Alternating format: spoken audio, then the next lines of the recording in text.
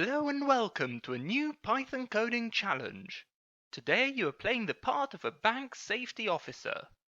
Your objective is to design an alarm system to prevent any thieves from stealing money from the bank.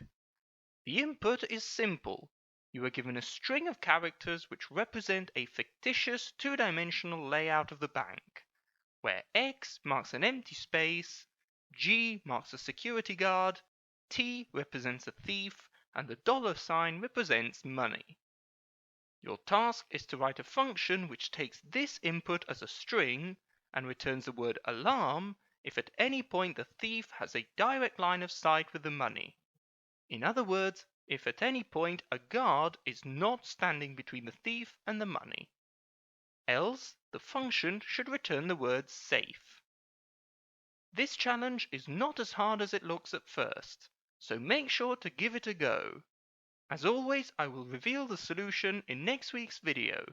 In the meantime, should you have any queries, make sure to leave a comment below or check out my previous challenges and coding tutorials for inspiration. Thank you again for watching, and until next time, happy coding!